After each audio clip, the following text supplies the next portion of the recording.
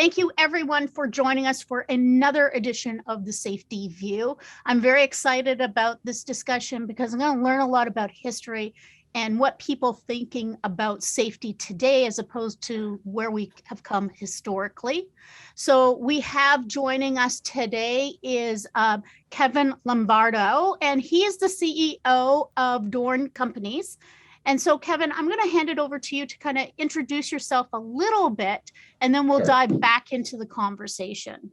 Okay, great. Well, first of all, thank you for inviting me. And, Dorn's been around 21 years, and we kind of bill ourselves as a wellness-based, ergonomic and injury prevention organizations. And we have a number of different services that really help keep people out of the workers' comp and out of the healthcare system.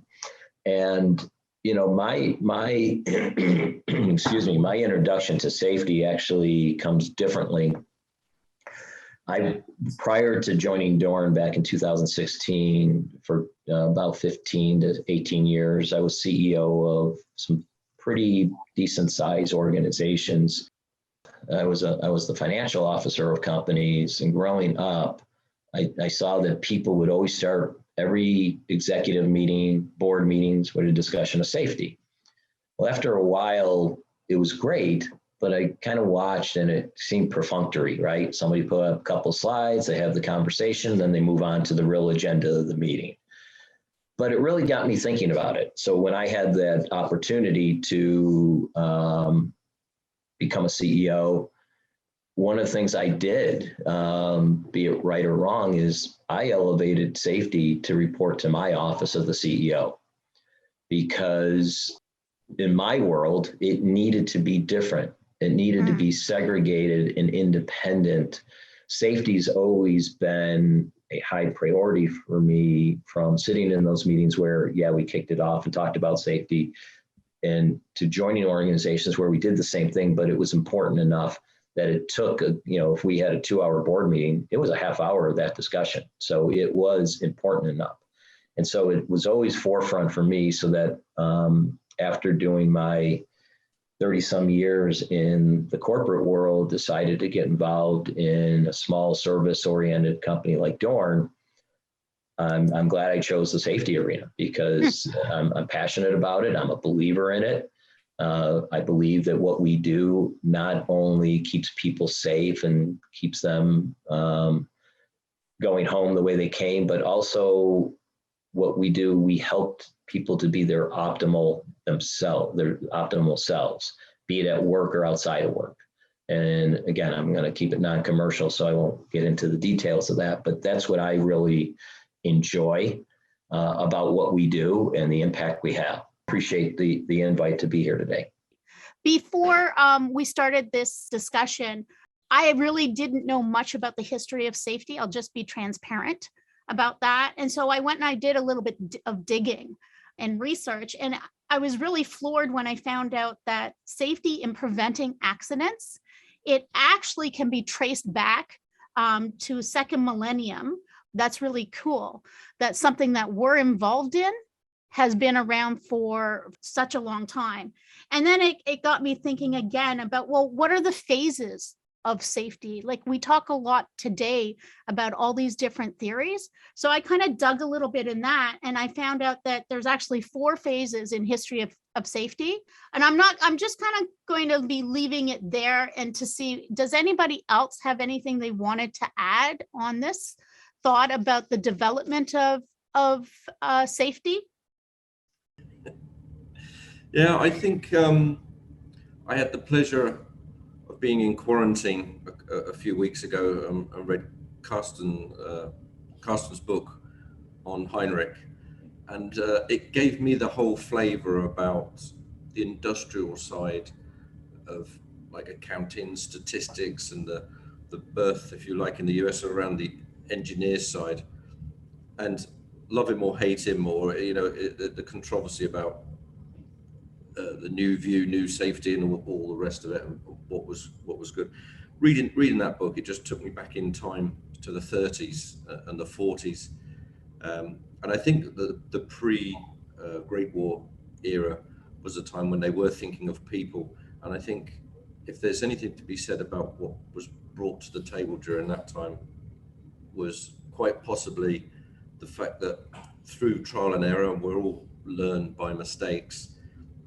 I think he was looking more at how he could show to the leadership and people in these machine shops and that by incorporating this level of safety, and I know he talked about the foreman a lot, which was equivalent to sort of middle management of our modern time, if you like.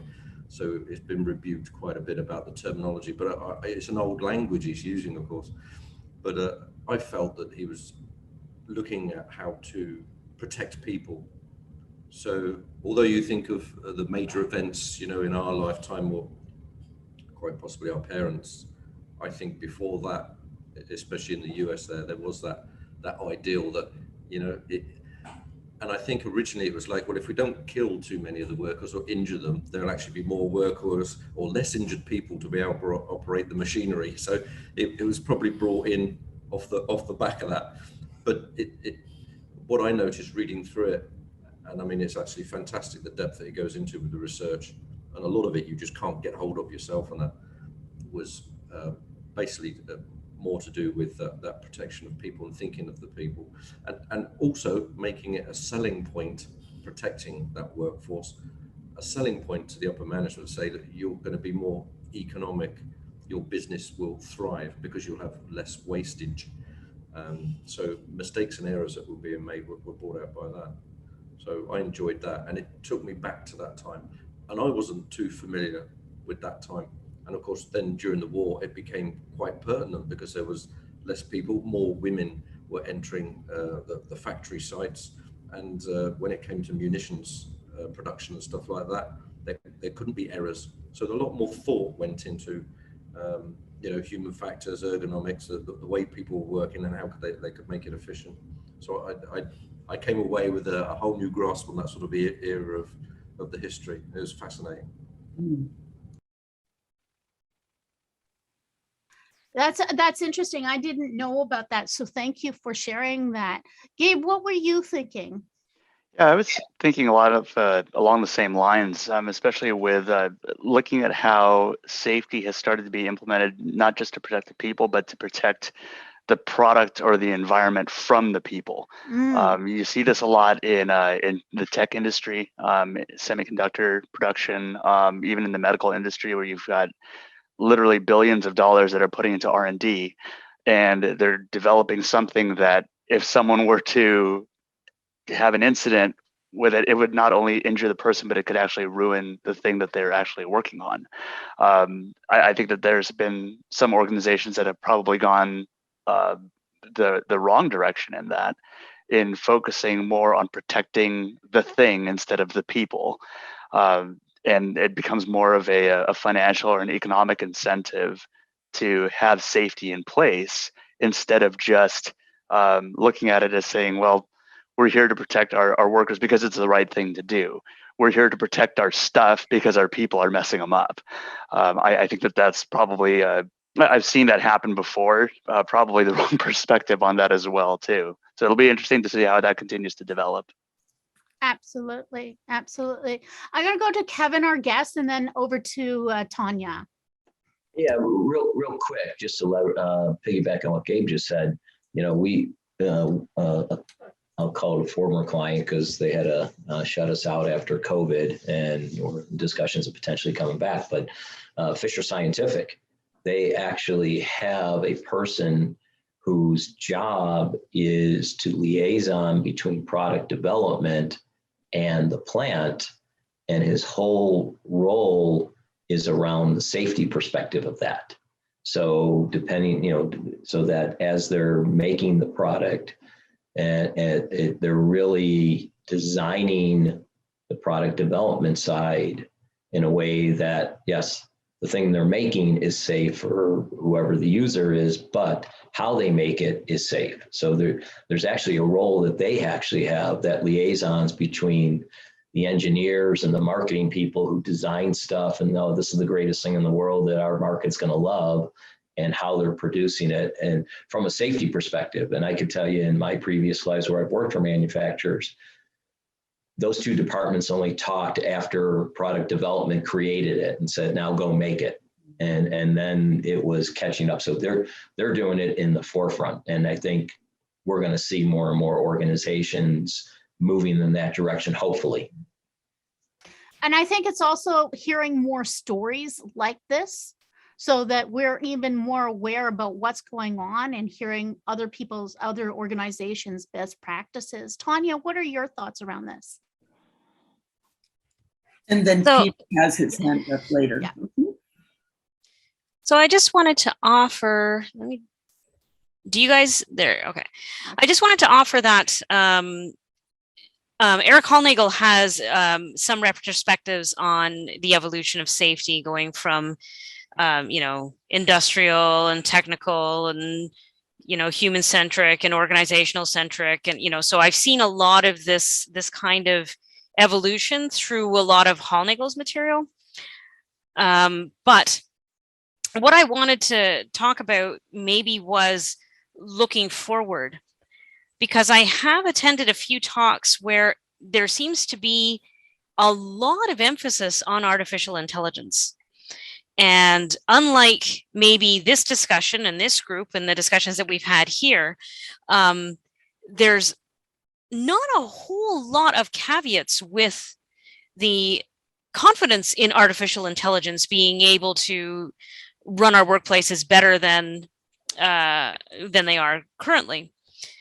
I'd like to just offer it's just a story basically, because I haven't talked to the researcher who is Asher Balkan, who donated this little tidbit, but Microsoft or Google, one of those two, had decided to engage in artificial intelligence on their own. So just that one of their teams decided to do something.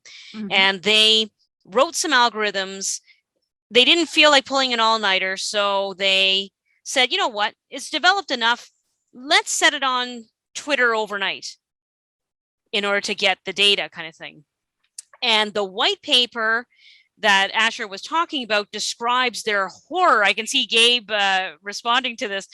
Their horror that their AI became the most white supremacist, misogynistic, racist, just within about, 9 hours looking at Twitter. So I just would like to make sure that we're aware of AI not necessarily being the be all end all that a lot of people seem to think it might be. That's pretty stunning. I hadn't heard that story, but why did that happen? I don't really understand why that happened. Could you explain a little bit more, Tanya, or Gabe? Well, maybe Gabe can help fill in any gaps that I have, but the programmers program the algorithms, how the data is to be treated. So what you do with the data kind of thing. But they don't actually, the machine has to learn, and you have to give it data to learn from. Yeah. And so that data that from which it learns is going to get it then to program its neural networks and figure out how it's going to decision make going forward. But as this story shows, what data you choose to give the algorithm to learn from is critical. Yeah. And going out on Twitter, as this team from Google or Microsoft figured out, was not the best choice of trying to teach a neural network how to learn. So if you hang out on Twitter, you're in danger. Let's put it on LinkedIn and see what happens. Peter, what are your thoughts? I was just going to go back now to the AI part. I don't know how much experience people have with the different standards. So in mind, because we had the 14,000, we had the 9,000, we had the 22,000 of food safety, we had all of it together. But as time went on, and even with when they released the new updated versions of all those, I guess 2015, there was risk assessments in there, and even the environmental part of it before that, we had checklists, because if they were going to bring a new product in, if we were changing something, we had already started that. That was part of the audit process, is to get the environmental, but typically, you know, my experience, I had to do both of them all the time, was that they go together, they mesh. So you were doing that anyhow, in a sense. So, you know, as time went on and the safety is, you know, has gotten obviously a bigger standing in everything. But, you know, that was part of the reason they went from 18,000 to the 45,000, right? So to make sure that they're all, they all meld into each other now. So they all have to have risk assessments. They all have to, you know, so I think on that side of it, you know, depending on where you were, I mean, when I first started, I could tell you safety was not, and that was probably 20 years ago. I'll say the company, anyhow, it was Magna. And I was doing another job, and they basically, because they were having so many accidents, they decided to have environmental health and safety coordinators, because, you know, their WSIB claims are going out the roof, and they were getting, you know, a lot of heat from the government. So, you know, again, that's within 20 years, basically. So, you know, depending on which company you went to, you know, they looked at it differently. So, depending, you know, which type of industry you were in, and like, you know, I was at Goodyear, you know, it was more of a primary industry, making rubber. So the machinery and that's a little bit different, and how they, you know, how they related to the safety and that, and the ergonomics and that they all change. Mind you, now it's much better now. Like, don't get me wrong, I agree with everybody here, but, you know, there was dark periods not very long ago for safety. So now whether I can't speak to a whole bunch of industries, but at least the few that I was in are, you know, have kind of evolved, but I mean, there's still a long way to go. So, you know, that's my 2 cents. Yeah, no, we still do have a long way to go. And even in this discussion, you know, we've looked at from protecting the product right through to coming back to, again, looking at how can we protect our people, and some discussion in between that. And so I want to throw out the question about, how do we evaluate if we are evolving health and safety in our organizations? Did anybody want to kind of share some thoughts about that question? Otherwise, I'll throw it over to Kevin. All right. Okay, let's go Gordon first and then Kevin. Gordon, share our thoughts. Yeah, sorry, I wanted to hold on to your history lesson there, and I thought to myself, going back to basics of what HSE or HSEQ or HSSE, wherever you come from, or what your company's trying to launch there, is that the whole aspect of the basics is making sure that your procedures, what you're making, and your people are safe, and everyone's safe. But I'd like to think the whole gambit with this is that we learn lessons as we move forward as a human race. But it appears that, since you touched on the history topic, that you can see that we tend not to learn, or like some commenters have said, we tend to forget rather quickly. So even in modern times now, where a whole part of a package, like for myself in the marine environment, they'll have a lessons learned package, and everyone attends at the end of the project. Here's the lessons learned. This is the good things that happen, and let's incorporate in the next one. But being corporate as well, so they don't share them with other companies, even in the maritime environment. Of course, unless it's usually somebody's deceased and they have to put out a flash, and the whole world knows about it. But I was thinking back to things in my lifetime, like Piper Alpha, and how that affected the North Sea oil. But of course, then at a later time, we had another tragedy with the BP Horizon Macondo. And I think of things like the Moco Cadiz that had a big impact, you know, and we learned lessons from that, and we had cleanup routines for beaches, and we didn't allow massive tankers to be single skinned, and they became double skinned and things.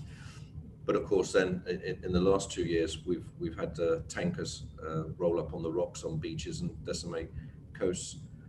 So I think it's great having history, and I know we all want to look forward, but I think sometimes you have to take that step, like you started off this conversation, and looking back and then saying to yourself, you know, have we really learned so much, you know, for all the new systems, all the different ways of doing safety, and have we got a culture now or not?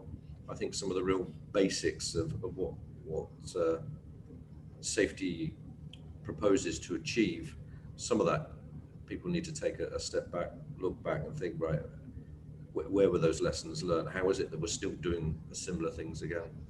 So there's a lot to take from that.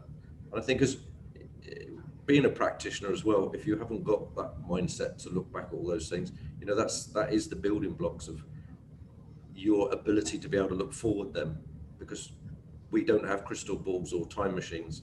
So a lot of what we do is based on our past experience, so that the baby steps that we've taken at the beginning, or the lessons that we've learned, I think the thrust should be about knowing more about that and how those things went wrong, so you don't repeat them. And as we all know, there's a lot of repeatability and a lot of things that go wrong, and especially with the climate and the environment, as a couple of gentlemen have touched on that subject as well.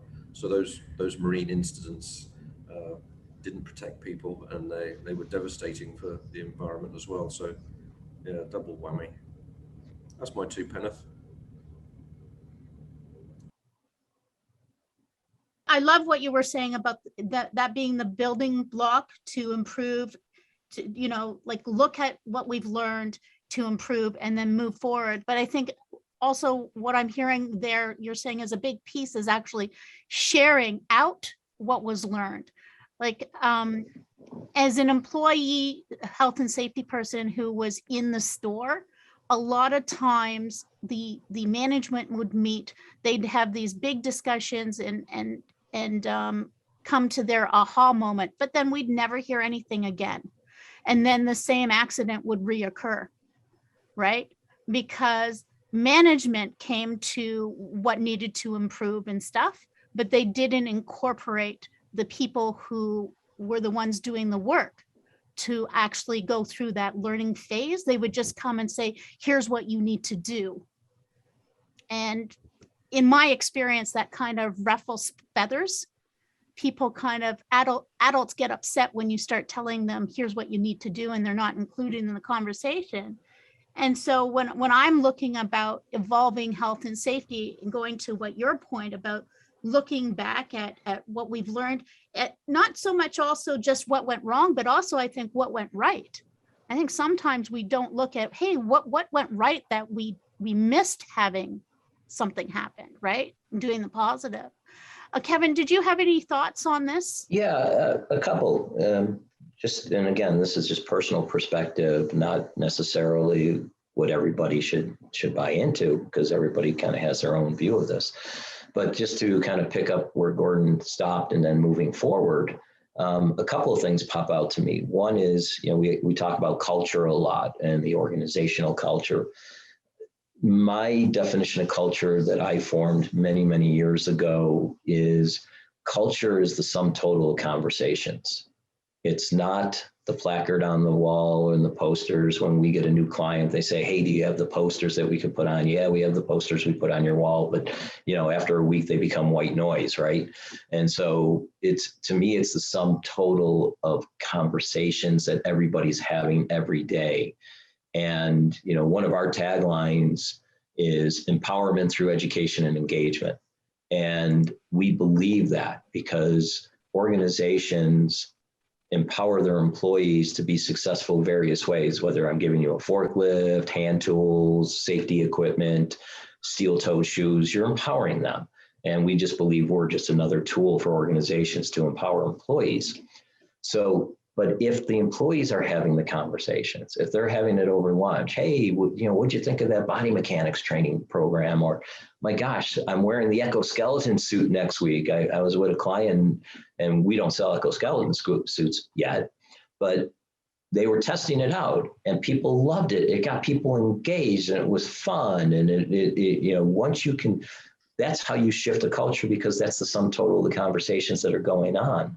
Obviously, you have to have senior management support buy-in, and they have to walk the floor and talk, you know, walk the talk and all that good stuff.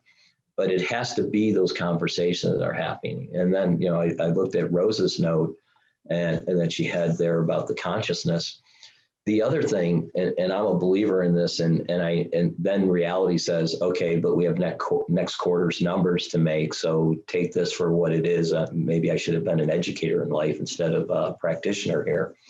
But, I used to work with Native American tribes in a previous life.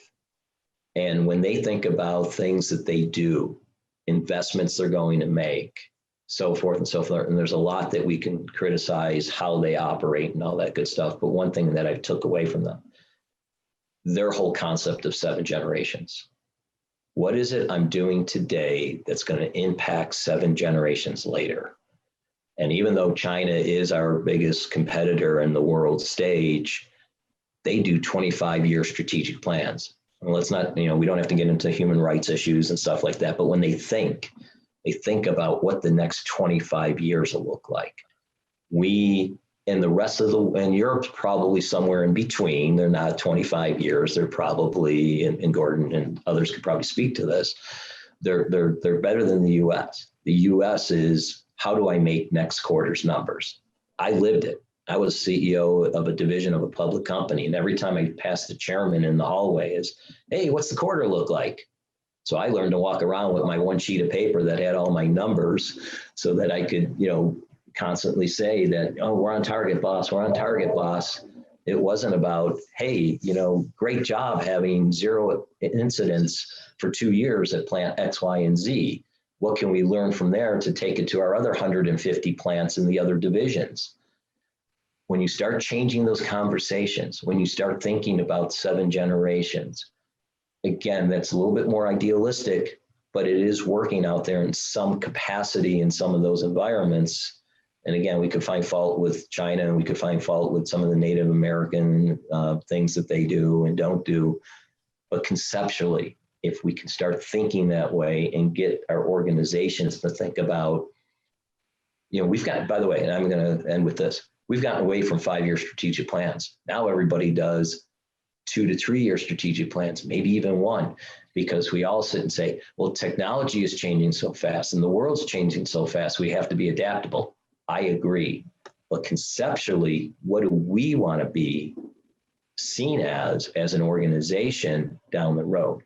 And if you can start having those conversations, even if it's in the hallway with a friendly colleague that maybe has a little bit of influence in another area, and it doesn't have to be a big, hey, I'm going to put on a big PowerPoint presentation for the entire management team. You'll get there, and it might take you 3 years, but start having those conversations. Start thinking about 7 generations, or even a 5-year strategic plan again versus the 25-year, but something different.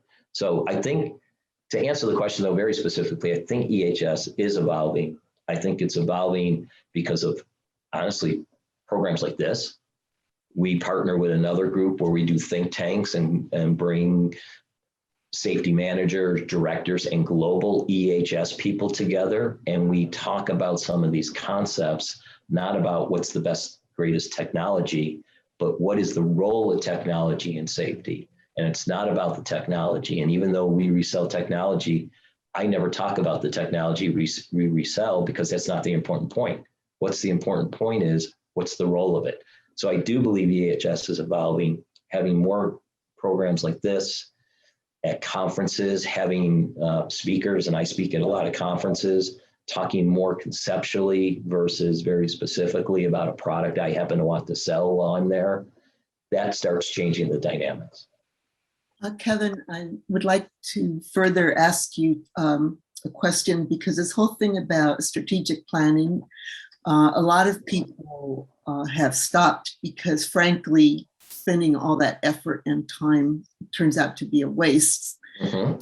The plans are never executed. They just sit on the shelf. And then within a few months, a strategic plan, people are saying, what were we going to do again?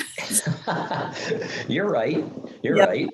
So I think what you're talking about is very important. And I invite the group to think about, when, is it really about writing a strategic plan, or is it more about how we think about, the functioning of the organization? Mm-hmm.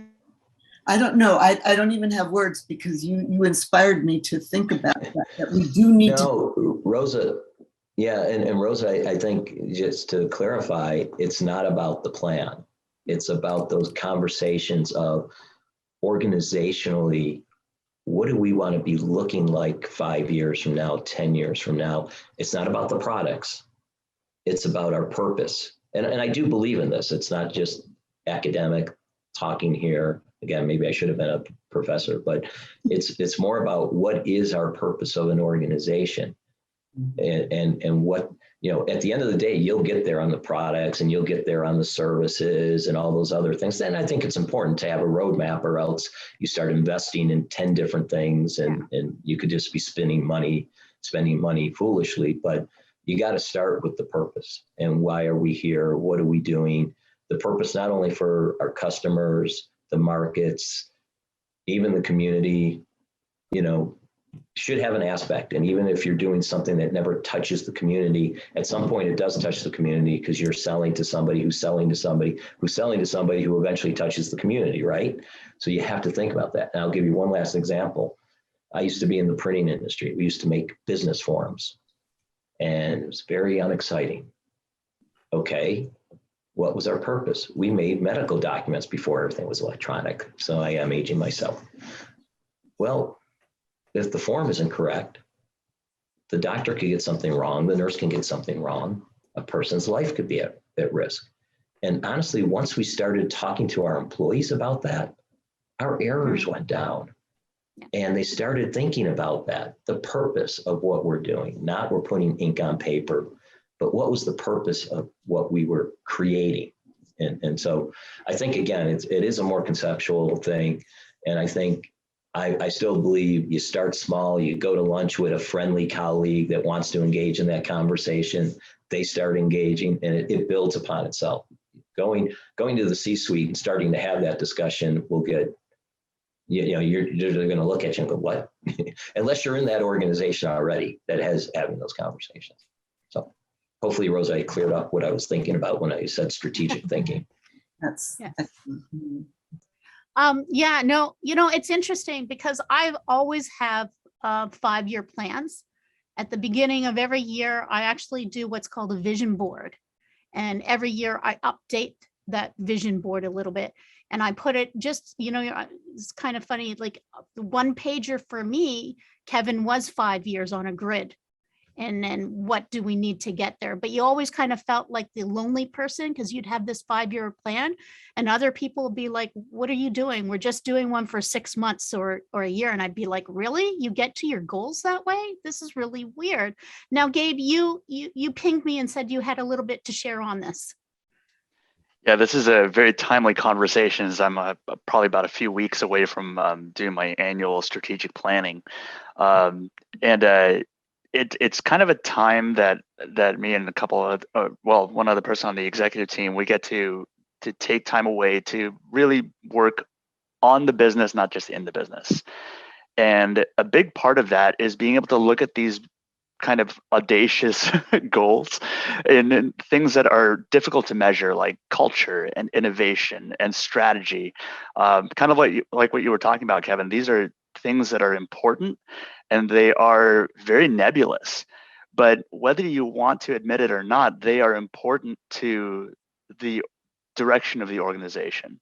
I honestly believe that if you have short-term focus, you're going to get short-term results. I mean, that's why people that are focusing on just how the stock price does in the next quarter for their company, because their bonus depends on that, they're going to take actions that will only affect that next quarter. They won't necessarily move the performance forward for the next 5, 10, 25 years. But those conversations need to happen. And I think it's up to leadership to be able to make those connections between these long-term goals and how it affects a person's activity today. I mean, if you have someone that is just, their focus is to lay down X amount of concrete today, and that's what their deal is, they might have a very difficult time understanding how implementing AI as part of safety is going to help the entire culture and their work in general. It's up to leadership to bridge that gap and bring it closer to be able to communicate that to the people that are in the field. And as you said, Kevin, it's going to change the way that people perform. But I think that those conversations do need to happen. It can feel like a waste of time in the short run. It can feel like a lot of investment of money to do it, but the long-term benefits of it and how it changes going forward is going to be felt much, much later on. And people will think you're crazy initially. But I think, as Elon Musk said, everything is crazy until it's not. Thank you, Gabe. Now, I know, Gordon, you've been waiting for a while. Did you want to share? And then we'll go to Tom. It was only a quick one to go back. What Kevin was saying on having that conversation. I just wanted to throw in, although I'm working in Asia at the moment, I'm in the UK. In our sort of industry, I hear quite a bit now the conversation that's going along the lines of, it's not, you just pitch up another day, another dollar. And I know there's a whole influence in employment now where people are looking for sustainable or ethical companies to work for. But I picked up on the point when he said it about value and having purpose. And I think that's one thing that, the employers have got to think about what their plans are, the strategy, because it was a time people would pitch up, really didn't know what would happen in 6 months' time. I'm talking about the employees and that, or somebody that's going to put their services to a company, for want of a better word. And I think there's a lot more people that don't actually think along those lines, and they're now thinking about, not exactly the reality or what's my meaning of life, but in so much as, this company that I'm going to give my time to, at the exclusion of my family or my leisure or whatever else I want to do. They need to have a purpose. What is this company doing? What is the achievement? And I think you get the buy-in factor, and then this culture built back on it, because if you've got that buy-in and people believe in it, that that's where you're getting your efficiencies and people wanting to actually go out there and do it. So if it's an exciting place to work, like Kevin was pitching up then about the conversations, make it a fun place to be as well. There's a whole lot to be said for that. And like Rosa actually picked up after the first part of my conversation as well, was all the good things that go well. So we get some things wrong, we take 2 steps back, but 1 step forward. But all the good things that are going on, that's the building blocks to build on it. So I think a lot of people are thinking about the value in what they're doing in their working life, or whatever widgets they're doing. Does it bring value to people and to the company? Yeah, no, I like what you said about the time needs to be of value.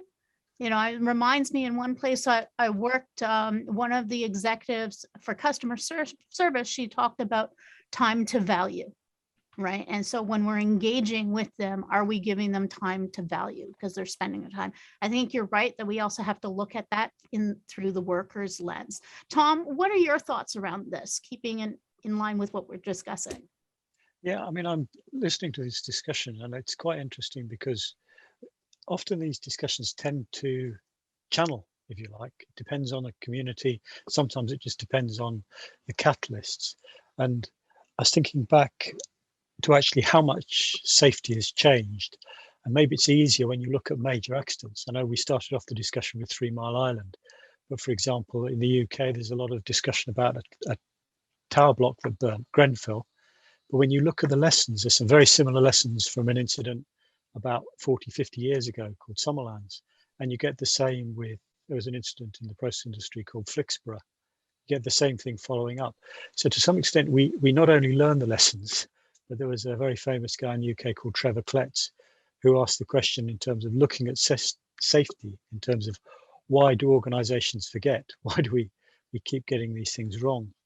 And one of the things that strikes me is when you look at a learning event, and it doesn't really matter whether it's a major incident, like, and we've talked about Texas City with BP or Deepwater Horizon, everyone comes away with different lessons, and they're all legitimate and valid, but it depends whether you're an engineer of a particular type, a safety expert, a manager. And so I think one of the things is to try and make sure that when we're managing safety, we recognize the breadth of the discussions, because it's very easy for us all to channel. I'm an engineer, and I tend to look at the techie issues, and become quite frustrated. And we tend to, for better or for worse, end up becoming quite preachy. We're telling people, and you've seen it in some of the language, we want to teach lessons. We don't want to make it easier for people to learn and share their learning. And I mean, one of the things for me is, in terms of safety, is trying to retain an open-minded approach and somehow avoid channeling. And I think we've all got our own personal preferences. Often they're influenced by recent accidents or incidents. You apply something which hurt you recently and hurt the organization or hurt your industry. And one of the sort of simple templates that I use in these discussions is people, process, plant or product, the hardware, if you like. And we've talked a lot about people, and we've touched on process. I mean, Gabe gave a good example. If you measure people by square meters of concrete, they're going to behave in a particular way. Kevin had a good example where you really got the improvements, not by looking at the production line, but by talking at the people who were designing the products. Go back, look at introducing a new process, try and re-engineer the process. And also when you talk about plant and product, for me, particularly we were talking about quite complex assets. You're talking about, say, 3 Mile Island, but any large complex production system, often the unsafetyness of it, if you like, the risks, were engineered in many stages up what I call the intellectual supply chain. If you choose a bad process, there's nothing really you can do later down. If you've got a big inventory of a nasty toxic product, you've got problems. And it's interesting, if you look at gigafactories at the moment, they're quite tricky things to engineer, and they're not being engineered in a way that makes them inherently safe. They've got big inventories of nasty chemicals and big inventories of batteries being charged. And I suspect there'll be a few big fires before we learn we need to go back up the intellectual supply chain and come up with a better design process. So I just think when you're thinking about a safety opportunity, really, and this is an opportunity to reduce risk, kind of try and balance the focus on the people, the process, i.e. the way we manage things and people, and the product, the hardware, because often those, the things which determine the configuration that we're being forced to manage goes a long way back up the chains. I guess the lesson is just to try and retain the balance. Tom, Absolutely. how do you keep from getting frustrated or just this morning they were saying that in Beirut that explosion was caused by a huge amount of fertilizer that was being stored improperly, and everybody knew about it. And so everybody knows the dangers inherent in that. So, but it still was there, and it killed 113 people and injured 7,000. So, what do you do to not give up and to not get frustrated when the same things happen over and over again? I mean, I think that Beirut explosion is particularly extreme and unpleasant and tragic. And I think one of the things that strikes me, and everyone presents it as, it was a huge quantity of ammonium nitrate stored in a, completely irresponsible way. Well, actually, another way to look at it is, I visit plants in the UK which produce millions of tons of ammonium nitrate. We all do. The agricultural industry in the US processes huge volumes of this material. And why is it safe? Because you've got thousands and thousands of conscientious people working in a good way. You've got well-designed warehouses and transport process, et cetera, et cetera. And I think it's important to not lose faith, if you like, when it all goes wrong, but use those to motivate you to the benefits of getting it right. We need fertilizer to feed the world's population, and most healthy societies can manage it safely. But it doesn't just happen by mistake. And that's one of the things that I do get frustrated about when, talking about the Beirut accident, is that we criticize a society that got it wrong, but we don't give credit to all those thousands of conscientious, technical, motivated individuals who keep us safe. And I think it is dangerous in safety that we tend to say, you got this wrong, not you got it wrong for the other 364 days. So I think about the achievements of our high risk managing systems, don't become depressed and frustrated. But I do, let's be honest. I see, Kevin, I want to hand it back to you because we are coming to the end of the time and hear your thoughts. But one of the other things that I wanted to throw out there is like, how do we create a better process to bring others along in this journey of evolving our health and safety in organizations? So that's something I wanted to kind of leave with people too, to also think about. Kevin, what are your thoughts about what people have been sharing, what people think about that? Well, yeah, I just want to thank Tom for that insight, because he's right. We think about the item that went wrong versus not just the 365 days, multiply that by thousands of employees times, hundreds of plants. There's a factor there, right? And I think it's the celebration, it's aligning behaviors with, and this is a little bit more for Gabe too, since he's going into the strategic planning process here. It's aligning the behaviors and the incentives or reward systems, because here in the U.S. we are very incentive and reward driven. And if that's the culture you're in, all what we talked about before only can go so far. So you have to align that. I mean, when I've done bonus plans, at the executive level, a big chunk of their bonus, 70, 80% is driven by the results of the company overall. So that sales has an impact on operations, has an impact on HR, and you start getting people not just in their silos talking it, but as you go into the organization, a portion still should be on the results of the organization, but then what can they have an impact on? And how do they have an impact? Because we are very reward and incentive driven, aligning on that, we know that what gets managed gets worked on, right? Your KPIs, what you look at ends up being what people focus on. So make sure they're all aligned. Make sure your incentives around that are aligned to the behaviors that you're looking for or the learnings that you want people to do. So I think that helps build that culture and so forth and so forth. I think as we go forward, I just come back to what I said before. This type of group is great.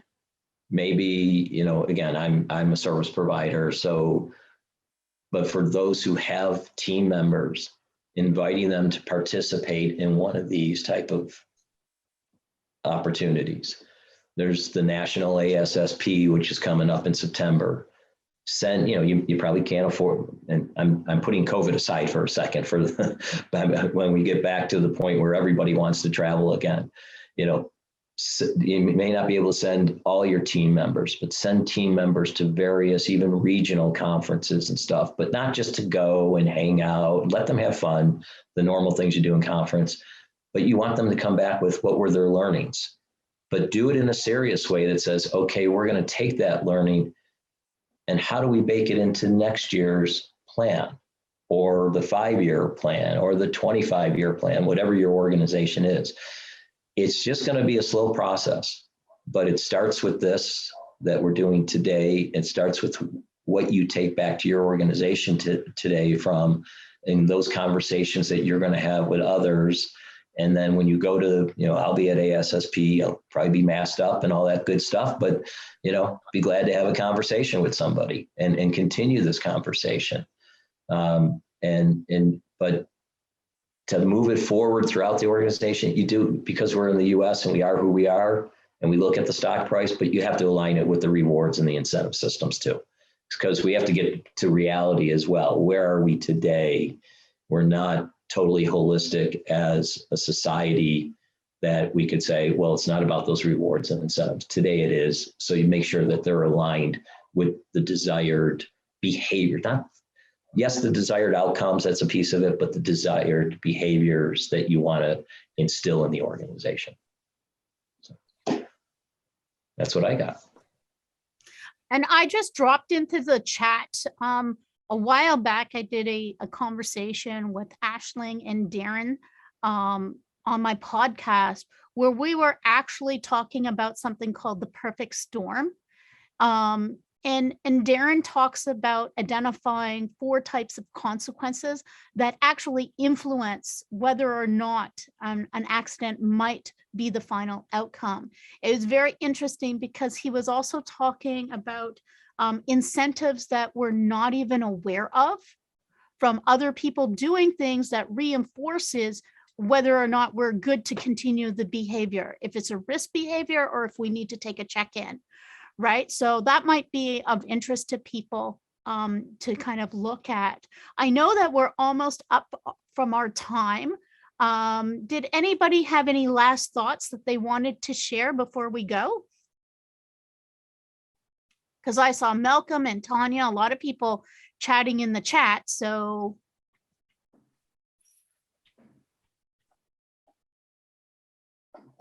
Okay, Malcolm, go ahead, please. You're muted.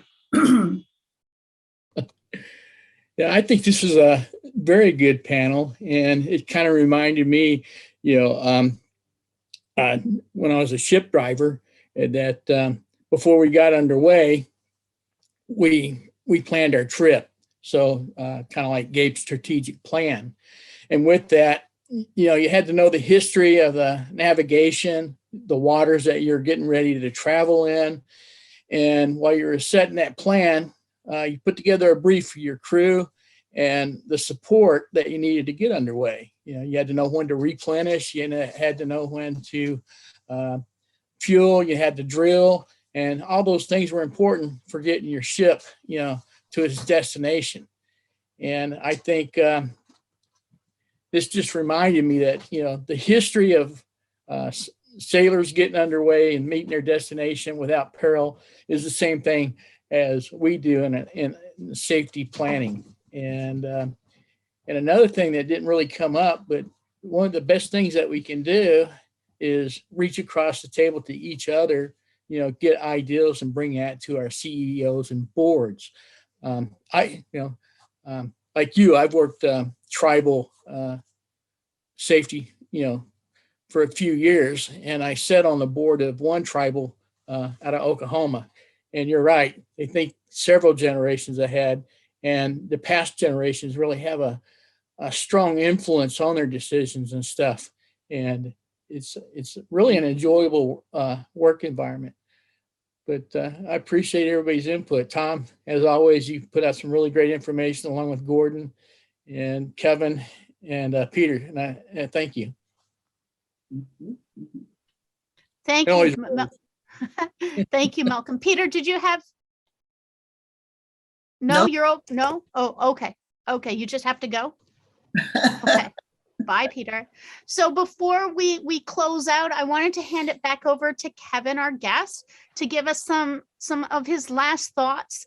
And one of the things also, Kevin, because you are from technology, is maybe you could give us some recommendations or some things to think about. And I'm not saying we go AI totally, Tanya. I'm not saying that. And Twitter was a horrible place for them to do that experiment. I don't know what they were thinking about. But I do think that we should consider incorporating technology and as well modern technical devices into our evolution of our safety programs. I'm just going to leave it there because we're having a few minutes. Go ahead, Kevin. Yeah, well, first of all, thank you. I'm glad you guys, you all invited me to participate. Hopefully I didn't dominate too much here. You've got the leaders here. I heard it from everybody. And Malcolm, I don't know if it's Ho-Chunk or the Apaches, but if it's Ho-Chunk, that's one of the best they have. And as far as not only combining business with culture, the triple bottom line view of environmental, profits, and people, which is another concept I'm a believer in. But anyways, that being said, I want to thank everybody. I think the leaders are here. You seem to be driving this anyways before this, so I think carry on. But around technology, I've spoken 3 times in 3 different organizations this year, recorded webinars. Some are 10 minutes long, some are a half hour long on technology. And it's the first part of it isn't as important as the last 3 minutes of the conversation I had. The first part of it is, well, here's all the great technology that's out here, blah, blah, blah, blah, blah. Hey, buy from me, right? The last piece of it is when you're, what is it for? It's an enabler. It doesn't replace people.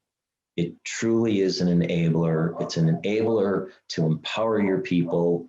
And when you look for technology, it's really about, you know, if you've decided already what technology you need, find the expert in that piece of technology. If you're thinking about how does technology play a role in our safety organization, work with folks who aren't tied into a single technology, because if they are, all they want to do is sell you their technology, right?